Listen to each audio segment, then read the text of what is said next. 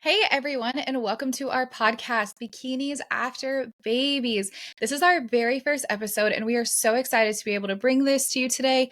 This has been in the making now for a little over a month, and I will be one of your hosts, Mandy and Rochon, here with the other fabulous host.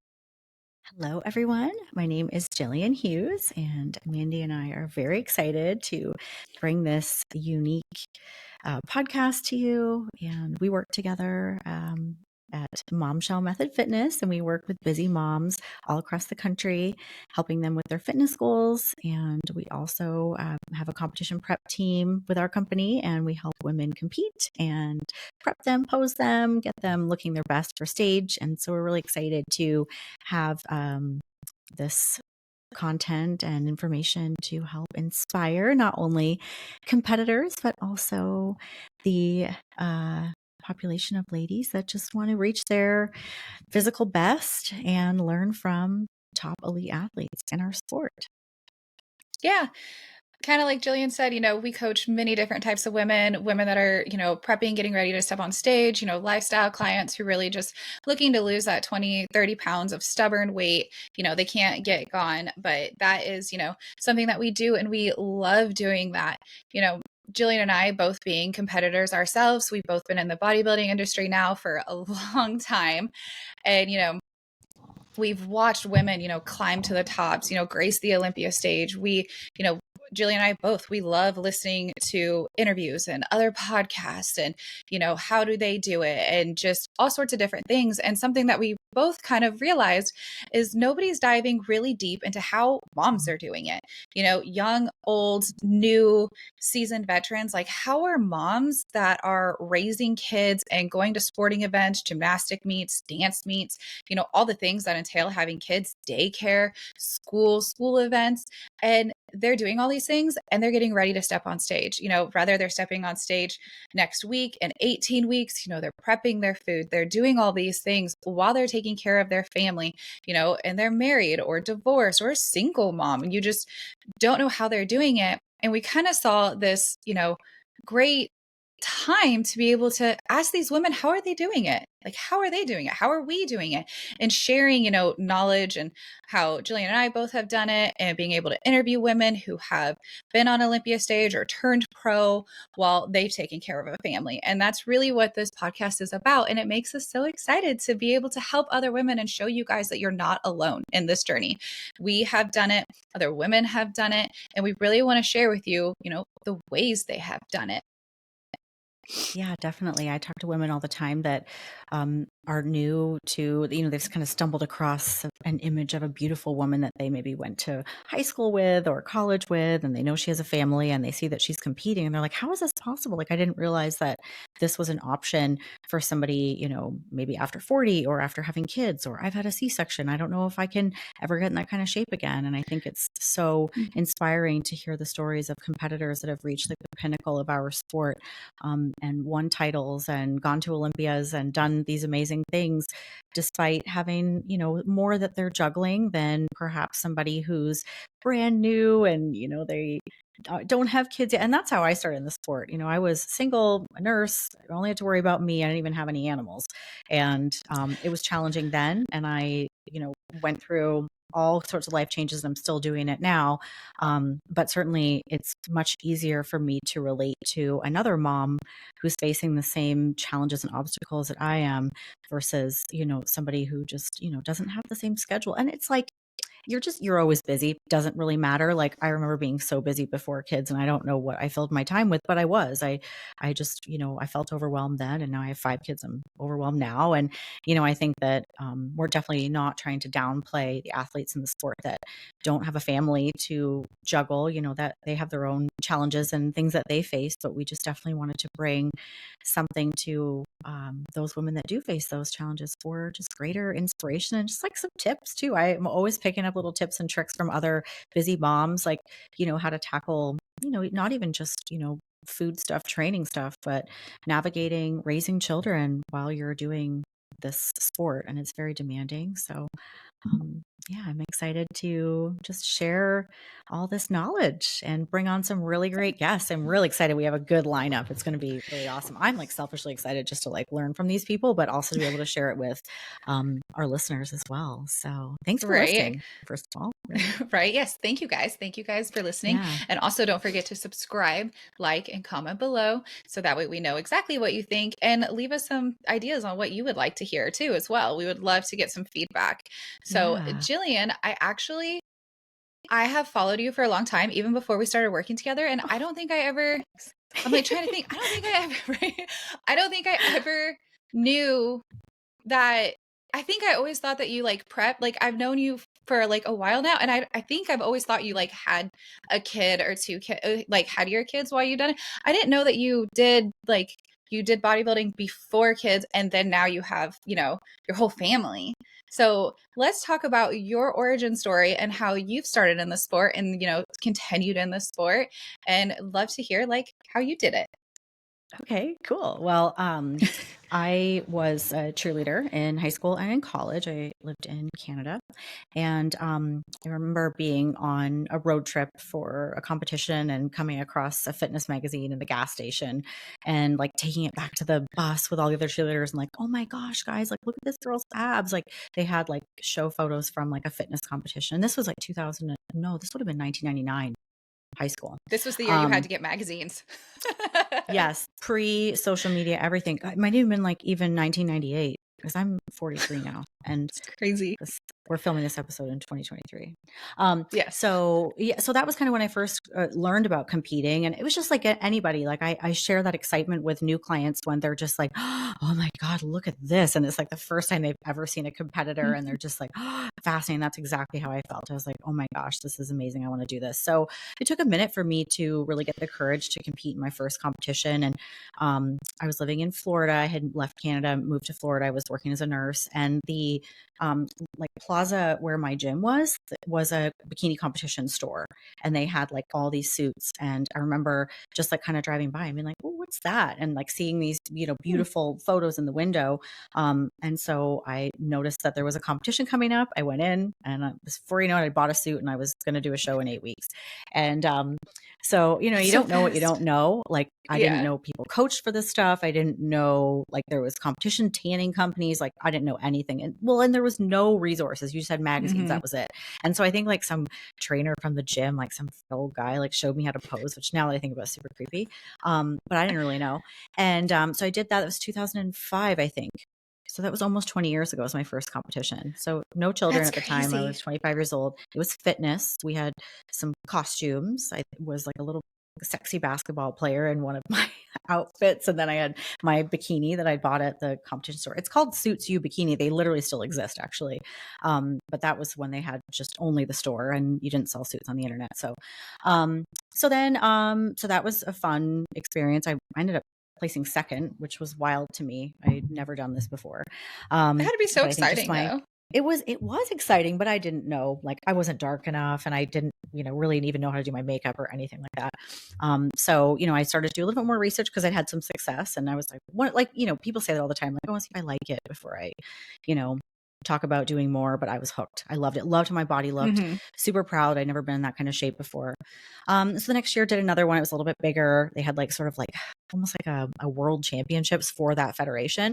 So went to that, placed like 6th or 7th place in what was the world, I guess. I mean, there wasn't like that many people there, but I was like, oh, wow, this is great.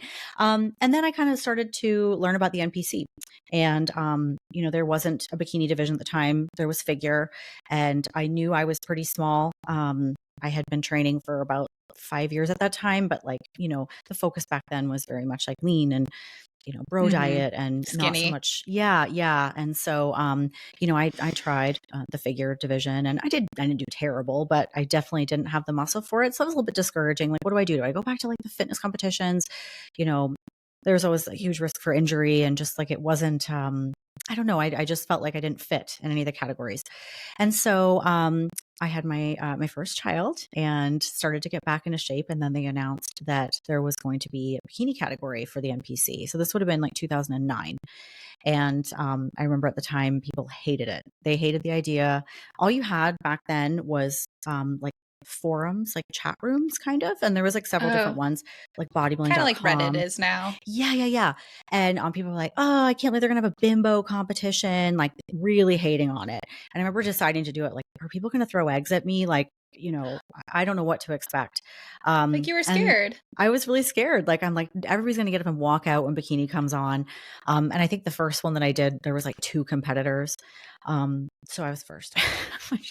First is first, right? First But is that first. qualified me for nationals, which I'm like, okay, what's that? Like, what's that going to mean? Right. Mm-hmm. So I went to nationals that year and nearly got my pro card. This is like North wow. Americans 2009.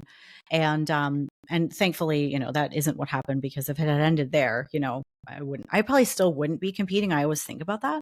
So anyways, but had some success and really loved it. And then of course the bikini division has grown so much. Mm-hmm. And so then I had another child, my daughter, Brooklyn. She's now like 12.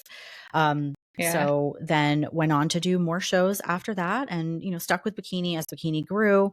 And, as my life has taken different turns and, losing a parent and going through a divorce, it's always been there for me.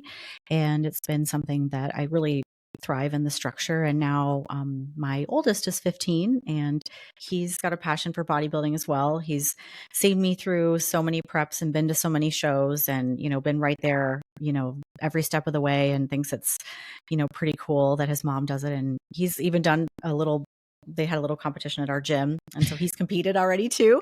He's only 15. I saw pictures of that. Yeah. So like he, of course, would love to do a real show, but he's too young. So once he's 18, they had for a while there, they were the teen division started at 16, but then they changed it. So he'll have to wait, but he had a chance to put the tan on and compete. He did great. Little bodybuilding routine. He did so awesome. So proud of him. So yeah, it's become like something that the family really supports. I now have 3 stepchildren as well. And the girls just think this is really neat that, I do this, and I bring home trophies and, they're always excited to see the suits and everything. So all in all, I think I've done 21 shows and oh my gosh. Yeah. Going It's into so like fun my though. 19th year. I mean, I don't know how many thousands of dollars I've spent, but this is, truly it's my passion and my hobby. And, there's been times in my life where I've thought, I don't know, like I had, a showing that I wasn't that excited about. I came home, was, oh gosh, like I didn't do my best. And I, at the time, felt I'd given everything that I could. And looking back,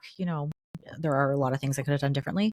But you just have to take the wins and the losses, and you always win if you just continue to grow and take the feedback. And it's done a lot for my life. And I love helping other people discover and the sport and find a love for it like I have. So, I mean, I don't plan on stopping. I guess I'll just keep going until I don't know. See, that's just incredible though, because you have 2 of your own kids who've watched you grow the entire time. That's all they've known, like, is being with you during your journey, and they like witness the dedication and your hard work. And so that has to like be so amazing, like so inspiring to them. And now you have your 3, right? It's 3 kiddos, stepkids, and it's now they get to watch and they're like, that probably, I'm assuming, probably when they first met you, they're like, what is this? Like, they did what not is know. This world? Like, they're like, you're so strong. And I'm like, oh, you don't feel that strong when you're that close to a show. It's like, I look pretty good, but I do not feel strong. Right. But even just like the language around it all too, I think that's really important. I'm sure we'll do a whole episode on that, but it's very important for them to see what I do and how I feed my body, like as an athlete, and not like, oh, this is about a diet and this is about weight loss. Yeah. And we're careful about the language in the house and how we talk about it. Like, and I've talked to my clients about this as well too. Like, it's always important to be positive, but don't say the word fat and stuff like that. And even though I'm in my building season right now, and I have these moments where I'm just like very uncomfortable, that's all part of it. I just share with them, this is something I'm doing, or even just oh, can you have this? They have a cupcake or something. I'm like, yeah, I mean, I can have anything. I'm just gonna, this is what I'm choosing right now, like my chicken and my rice or whatever. And they definitely love to eat the food that I'm eating, which is cool. They see me eating all my Mm. veggies and whatever it is, and they have an interest in it. So I think it's all positive. I think that, anywhere in any sport, there's always going to be that dark side where people share their unpleasant experiences. And if I've had those, I've grown from them. And overall, it's been just an extremely positive thing for me. And, I've had great guidance. I've had great mentors. And, I have great support, so I think that's huge too, having a good family support. But yeah, it's been a long journey. I mean, like literally the figure division back in like 2005, we had like like a one piece The suit as one of the rounds that we were like oh, judged in. Yeah. And so I remember thinking, gosh, if I stay in this sport, like those suits were just as expensive then. And I'm like, gosh, this is going to be so expensive. But I just didn't have the shape for figure. So of mhm. course, when bikini came around, that was really nice. And it's probably what kept me in it too, because I don't know that I would have ever been able to build that physique that, especially now looking at the way figure has evolved. I think it's fascinating, but so much of that is structure and genetics. And I just, I'm petite in structure. Yeah. So I feel like the NPC has done a really good job with like creating the individual like divisions to be able to like it kind of fits just whatever your genetic makeup is, even for men, like whatever genetic makeup yeah. you have, just it comes down to hard work, dieting, weightlifting, but like you can fit in, are you bikini? Are you wellness? Are you figure, fitness, physique, bodybuilding? They've done a really good job of creating all the divisions. I find, Yeah. or I think. It's been really great. Like the year that bikini came out, men's physique came out, which was wonderful, and of course they got a lot of slack in the beginning as well for, not focusing so much on quad size and all of that. And people definitely knocking the division. But what we've seen is that men's physique and women's bikini are two of the biggest categories because it Hmm. is, I'm cautious when I say this, but it is more of a mainstream look. Of course, we know there's nothing mainstream about that physique. It certainly can Hmm. look that way when you look at photos, but I mean, it is definitely there's a lot of preparation and training that goes into looking that way. But Hmm. certainly, that does fit more people's body type.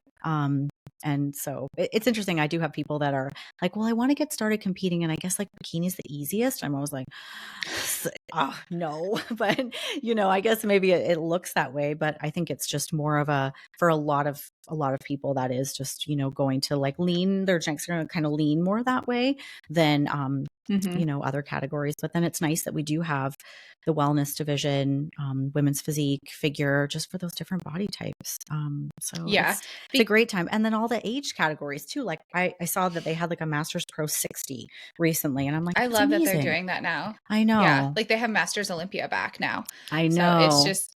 it's so cool. Like you have, you spend so much time like being in your 30s and 40s and 50s and loving competing. Like you love it, but you do reach I want to say like a threshold where you're like, I can't compete with a 22-year-old. Like you just can't. And you lose your like love for the sport because you're like stuck. And Mhm. now they're coming out, well, they've had 35, 40, and now, but yes, they have 60s and Oh, 70. yeah. And, I have a friend who just got her women's bodybuilding pro card this year and she's 72 and she didn't start lifting till she was in her 60s and That's she got so her cool. pro card at 72 and she's just the most delightful, dainty, she's a nurse practitioner Yeah. woman, and she's so happy and positive and fun, and it's like there's no age restriction to this sport. It's so amazing. Like you can start this whenever and you can be successful whenever. It at the end of the day, it's about your dedication, your discipline,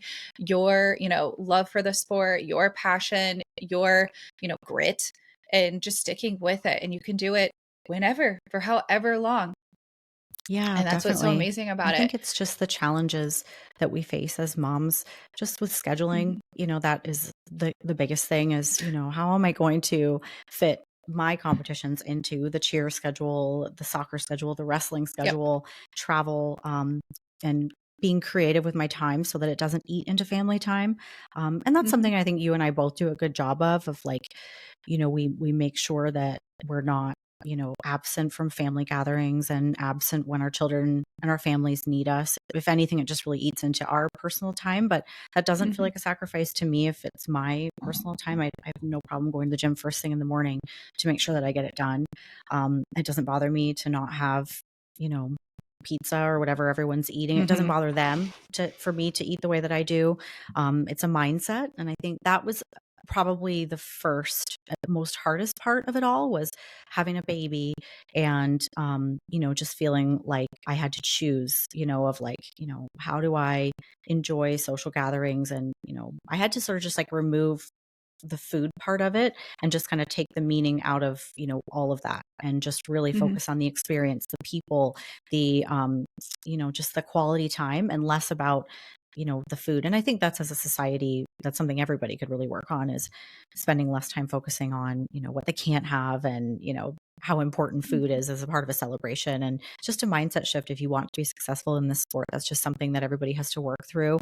And if you can't make that shift, then it might not be something that you really want to do. And that's okay, right? Like, this isn't Yeah. for everybody. But if it isn't hard when it's something that you really want, because I'll get that question. I'm sure you have too, where people are like, you're so dedicated. Like, how do you do this? Like, how do you say no? It's like, well, it doesn't feel like it's a compromise, because it's truly something that I want to do. Yeah. And we take breaks so that it doesn't feel like we're constantly in a state of, prep and having to say no to those things. But it's truly a mindset. That is the biggest muscle that you'll build on this journey, is your mind. Yeah. I think the most common one I get is don't you miss, is the Yeah. don't you miss pizza, don't you miss.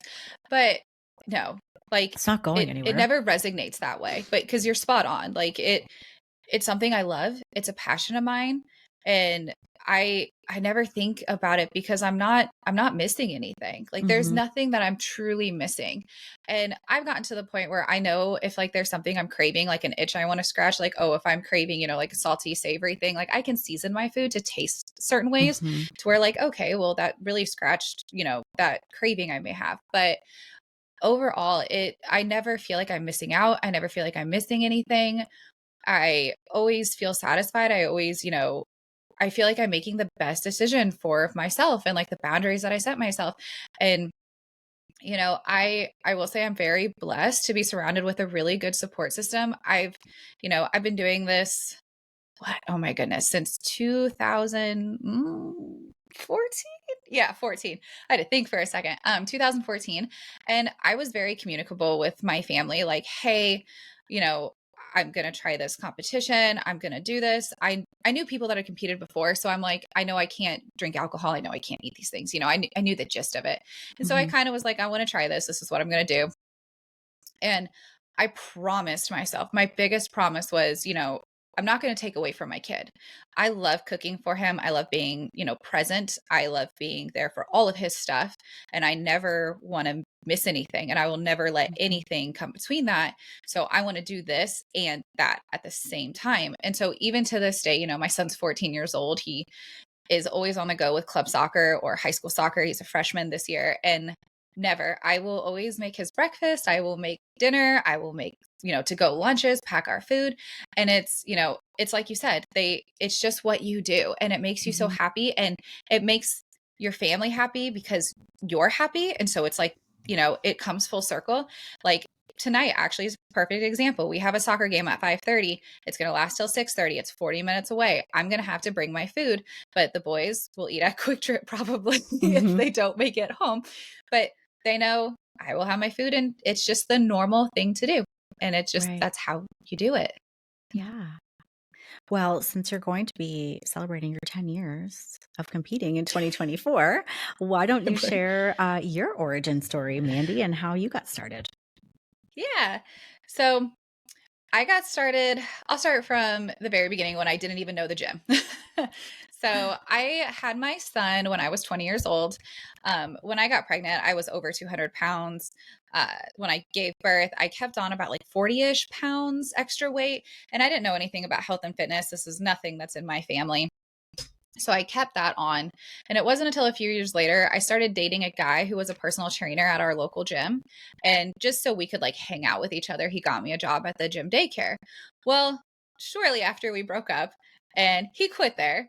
and I didn't. So I had free access to the gym and I had made friends at this point. So I'm like, okay, well, I'll walk on the treadmill, I'll do this stuff. And I watched the weight floor and I was like, oh, okay, like this is how you do this, this is how you do that. And I'm like, I'll wander on the weight floor. I had a few rules. I was going to drink a gallon of water. I was going to eat rotisserie chicken. It's just the easiest thing to grab. And I was going to have broccoli like with my meals. And those were my like three rules I had. And I was going to learn how to like wander around the weight floor. And Mhm. the weight just fell off me. It just, I dropped inches. My knees stopped hurting. My lower back stopped hurting. I felt so powerful, you know, and I'm a young single mom. And to realize that like we have this much power over how we feel and how we look was so motivating. This was just so something I had never experienced. I don't even know this was like a thing you could feel. So fast Mhm. forward to, I met my husband. We got married in 2016. And after that, it was kind of like, okay, we lost the weight. Like, what do you want to do with this, fitness stuff? Um, and I was like, well, I want to learn about nutrition. So I got my certification in nutrition and I want to, try a show. So I dedicated 24 weeks to a show. And I'm like, if I love it, great. If I don't, I tried, right? So I just fell in love with the whole process of prep, the dedication, the learning how to set boundaries, learning like your support system, who's really there to support your journey, and then who's really not, who all the people that are there for you, how your body transforms, having abs for the first time in my life. Like I didn't even know that was again possible. You know, you go through these preps and these journeys and you learn so much about yourself and you just discover how strong you are as an Mhm. individual and how much power you can have over how you feel, how you look, how you hold yourself. And then of course the show, the glamour. The glamour is so much fun. You are a bodybuilding princess for a day, sparkly bikini, jewelry, makeup, hair, and it's just so much fun. I stepped off stage and I knew I loved it. Yeah, you were hooked. So, what? You were hooked. I was so hooked. I did a show a few months after that and I did okay. It was kind of like you said, like I didn't come in my best or anything like that. I didn't know how to reverse diet or how to do shows that close together, which we'll do a whole podcast on, post show blues and reverse dieting. Mhm. Um, but so after that, I took about a year off, just did a few things. I went back to the stage in 2018. I was out in Las Vegas, had a great time. Um, After that, again, I was just, I was hooked on the sport of bodybuilding. I was hooked on fitness and I was so happy, but I held reservations. I just wasn't sure. Like, nobody around me was doing this. And I didn't have friends that were doing this. I had friends support me, but nobody that I was close with. And I was like, this is so still foreign to me. Like, I can work as an individual, but everything's still very like alone. So I took some time. My husband and I bought a house, we moved, got settled. And then it really was 2021. I had still followed bodybuilding. I had still weightlifted. I'd still cared about my nutrition, other people's nutrition. And it just was like, this is where you're the happiest. You are the happiest when you're prepping, when you're grinding, when you're around other people, whether they're bodybuilders, rather they're people that want to better themselves, just people that care about being better people. And I just was like, this is my industry, this is my passion, this is my love. And I stepped back on stage in 2022 twice, great shows. That one show I was second in my class, the next show I won my class. And then ever since then I've just been lifting weights and trying to grow more muscle, of course. And I'm so excited to step back on stage in Yay. March of 2024 after my birthday because I will be 35. I will officially be a Yes. master's. I Yay. know, I'm like excited. Yeah, That's a I'm game very changer excited. once you're a master's. Well, and it's not I to just say that like you can't get in the same kind of shape after 35. It's just different. It's just different. You've had babies, your hips are going to be mhm. a little bit wider, you're just going to have more curves. There's just going to be just differences in your physique. And then also like you do get where women have been doing this a long time and they're going to have more muscle, which might not be the same look in the open category. So it's just nice to have that even playing field of women that have similar physiques. So Yeah. I'm excited And for like you you. said before, like a lot of women want to like, there's so many common questions out there. And one of the biggest ones I always hear is like, can you compete with stretch marks? And I'm like, my stomach, my stomach is like clawed. And I love my stretch marks. Like they're just a part of who I am and they're a part of my body. And like that does not stop me from wearing a bikini and walking on stage and doing photo shoots. And, I don't even think about it till somebody asks me anymore. And then I'm like, be proud. Like you gave birth or had a C-section or, just all these things your bodies go through or weight loss transformation. It's like, it's a part of you. Mm-hmm. And the judges aren't judging your stretch marks. They will not judge your stretch marks. They don't. They That's hardly just a even part of see your them. body. I don't even notice Yeah, tattoos sometimes. when you're on stage sometimes with your posing, you don't. Now that you say that, I know when I like do check-ins and stuff, like you see them, of course, but like with the tan and everything and all the sparkles, you really don't even notice. But Yeah, the details are important in like the overall look, but when you put the whole look together, I mean, I've seen people conceal all kinds of stuff because mhm, they were creative with their posing. It was the way they carried themselves, the tan, the way their suit was. There was a girl who had a massive scar on her abdomen from having had a colostomy bag, and it had healed, and she, had her, colon reattached and such. But there was a huge scar. You never saw it. She was the open overall winner. And I remember wow. seeing her backstage afterwards. I'm like, how did you hide that massive scar? But just like the way she posed and everything. Mhm, And there is actually like a bodybuilder. I'm going to misquote. It might be Frank Zane. I can't remember who it is. But he competed with a torn bicep at the Olympia and was able to pose around it. And so mhm, what I love about bodybuilding is like so many people say, well, I don't have this. Well, I don't have this. Well, let's work with what you've got mhm. and maximize your strengths. And, there's so many creative ways to pose and all sorts of things. But for one small detail like stretch marks, it's, I mean, you don't Yeah, notice them. And everybody has them, seriously. Like, I think Janet Leog, who has been Miss Olympia, there was a photo of her and she has some on her glutes, like in her hips from yeah, having a child. And she was the top of our sport, Miss Olympia, and you never yeah. noticed. So there's never like any like eliminating factor to competing. And I do get the question a lot about like, can you compete with loose skin? And people do. A lot of times you're able to build enough muscle to fill that out. And they do have Mhm. even transformation categories for women who have had just a wonderful journey and have, lost quite a bit of weight, and they can compete with other women that have, gone through similar journeys. And, that's a really nice thing about our sport. There's so many different categories.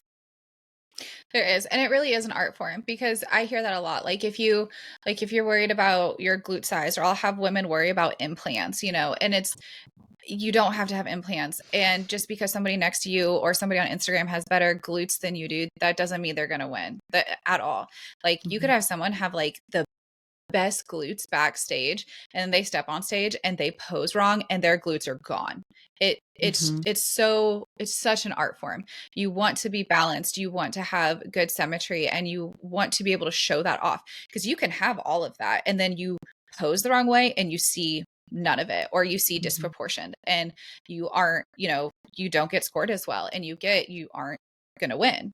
So it's really that's a amazing thing about the sport is the practice of everything and the art form of all of it. Just because you're missing something doesn't mean you won't succeed. It doesn't mean you won't grow to the elite level. It just means that you have to practice different things to like hide those and show like the things that you have. Mhm. So but yeah, raising, like I just have the one kid, Carson, again, he's 14 and he's always on the go. But even like you brought up earlier, the scheduling, you look at like trying to schedule your when are good shows for you that fit your time, your prep, your everything you're doing, and when is it going to work for your family? That's always Mhm. like the biggest thing for me. I've already looked at like the entire year of 2024. Like, okay, when is my kid's spring break? When is the most times we're traveling for soccer tournaments? When, when's it going to be his tryout like time? Because that's nuts. And when's the best time for me to peak? When's the best time for me to like lean out? And being able to like juggle all of that and like plan for all of that. It's just, I'd love to hear about how other women do it, It's Yeah, it's I just so know. inspiring. It is. I think, it inspires even girls that don't have families because they Mhm. will go, well, gosh, like, look at this girl who's juggling X, Y, and Z. And, here I am struggling to fit in my posing. And what's my excuse? Right. So I think it Mhm. is really inspiring for everyone. And I certainly listen to stories of pros and, look at what they're doing and, wonder how they fit it all in. And it helps me as well. Mhm. But I think if anything, like one big thing I realized, this was like 22 when I was getting ready for Universe, and I had to travel Mhm. to New York. I stayed in a hotel. I had to go on a plane. It was an expensive competition. I spent a lot of money on that trip. Didn't get my pro card. I missed it by 2 spots. And I had another Oof. opportunity to go for it a couple of weeks later at Masters Nationals in Pittsburgh. And, a national show, that investment is, $2,000 to $3,000 all in. Mhm. And I thought, do I want to spend this money? Like, is this something that I should do? And my husband said, you're so close, you have to go for it. But it made me really appreciate the whole process and not sabotage or cut corners, because I realized this was, a significant investment. It was time away from my family. I was going to have to travel. And I think it pushed me to work even harder because I knew that was time and money that could have gone to, other things. And so I don't take it for granted. I make sure that, I work really hard. When I was younger, that wasn't the case. I would be like, oh, I'm perfect for this show. And I'm like, oh, I'm not ready. I'll do another one. No, I'm not ready. I'll push it out and do this one. That when you're scheduling so tightly with all the other sports and activities in your family and Mhm. budgeting, like, it's like, you better be ready, So, Right. I think it just adds another layer, but it can be done. I don't think that there's any reason why it can't be done. But I also think you have to realize if you have too much on your plate and, it's too hard to juggle, then, just wait it out. Wait a couple years, wait till the Mhm. dust settles, keep training, don't lose sight of the dream. Don't put the goal on the back burner. Just, you just need to put it on the shelf for a little while so you can straighten some things out. And certainly there was phases where the kids needed me more. Like going through my divorce was not going to be a good time for me to focus so much on myself when I needed to make sure that they were settling into a new routine and, just a whole new way of our lives for, just for a period of time there. And so I just waited. I'm like, there's always going to be shows, the sport's not going The anywhere. stage And will always be there. yeah, we'll always be there. So I think you have to have that awareness, and knowing when it's just time to take a break and, when it's a good time and when it's not. So Yeah. yeah. That's so true. Cause like I I haven't gone through a divorce, but like when there's moments in my life where I'm like, there's just so many other things going on. Like I can still weight train. I can still pay attention to my nutrition. I can still work towards the goal, but just have to wait for the stage. Just because the stage may be a year away, 2 years away, that doesn't mean, oh, well, I don't have to weight lift for a month or two or three. I don't, if that is your goal and that's your dream and that's your passion and you want to succeed and you want to grow in the sport, then you can plan for that time off just like you can plan for the time on too. Sometimes you get to a point where you never feel ready. And that's why it's nice to have a coach. Like I will always be a big advocate for a coach. Our coaching team is fantastic. You have coaches out there that are fantastic, but when you're getting ready for a show or you want to do a show, like that is your vision. The best thing you can do is, you know, take the time, do your research. There's lots of research out there. npcnewsonline.com has countless resources, but also reach out to coaches, reach out to us, reach out to people that you can trust and say, I want to compete, like this is my physique, what do you think? And get a game plan together and make it be a realistic game plan that can fit into your Hmm. life. And then from there, just know the process. Listen to your coach. Be mindful, always follow your gut instinct, especially starting with a new coach. Ask a lot of questions, get a lot of feedback. But sometimes you will never you just won't feel ready. Like you'll be scared, especially if it's your first time. You're Mhm. you're sticking to your diet, you're taking care of your kids, you're working, or you're stay-at-home mom, all these things. It's nerve-wracking. It can be scary, and you can feel like, I'm not ready. I'm not ready. You get the sparkly bikini, you're scared of the sparkly bikini, and you're just not right.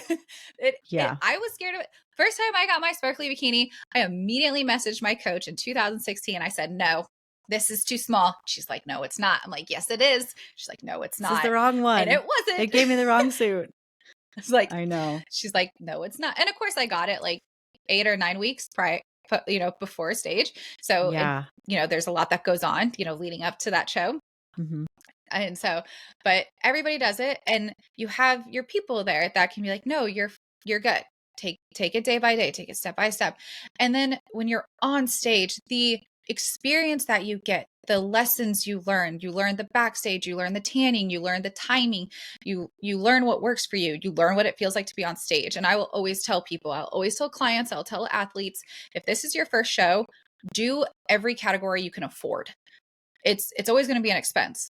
Do true novice, do open, do masters, do all of it, because you will never get that experience from being on stage except being on stage. Like Yeah. nothing will, those lights, the judges. So do as much as you can, get the experience, and be like, okay, that's what it's like. That's what it is. This is what I need to do. And, Mhm. every time you step on stage, you will learn something new right as you walk off. And it's the greatest experience. It's the best experience. You can take time off. It will be there. You can take, you can, haul ass and like do show because you have a great physique and have fun with it. I've met lots of girls that have done shows back to back to back to back and just killed it, had a blast with it, or there's Mhm. girls that take time off. You can do both, and it will always be there. Young, old, kids, no kids, blended family, divorce, everything, sickness, like bodybuilding is for everybody, and it's absolutely amazing. It really, really is. Yeah. Awesome. Well, I think we're at Well, about 40 minutes yeah, now. We yeah, could sit and talk about this all day. And when you I first know. asked me to do this podcast, I was like, what are we going to talk about? But you and I can have meetings and we just chat and chat and chat. I'm like, oh my gosh, it's been an hour and a half, Mandy. We got to go. So I I know. knew we'd have We a do lot that to talk every about. time. I I know. know we'll have a meeting No. and be like, oh, So it's time we need to talk about this. And then an hour plus goes by. It's like, yeah. oh, wait, we still got to talk about that. But yeah, Yeah. I'm thrilled to bring this podcast. I'm glad we worked on this together. Me I'm so too. excited to, do this, every week and be able to bring topics to all these people and great hosts. Again, guys, this is our very first episode and we're just so excited to be here. We really want to know in your comment section how you think about this podcast and let us know, like, what are some things that you find that you're struggling with or some obstacles that you have and that maybe that we can help answer for you or give you our feedback or input, or maybe have our guests come on who's, again, a pro or an Olympian and have their feedback, and also, of course, don't forget to like and share. This will be on Spotify, Apple Podcasts, and we will have this video on YouTube as well. Yeah. Thank So, you. We appreciate any feedback. It helps us to grow the channel and bring the content that you're looking for. We have some really exciting guests coming up, and I'm really excited to hear their stories. And then Mandy and I are both competing next year, and we're going to be hitting the national stage. So, really excited to share our journey as well for anyone who's interested in following along. It's just nice to kind of see people go through the process if it's something that you've ever thought about. And certainly, we're always here to answer your questions. If you want to know more about getting in shape or possibly competing, you can message either of us. It's all linked in the show notes below. yep. And, we just want to help as many women as possible. And overall, just remind everybody not to give up. Keep going. Yeah. All right, guys. Well, until next time. Thanks for listening and watching. Bye, everyone. Bye.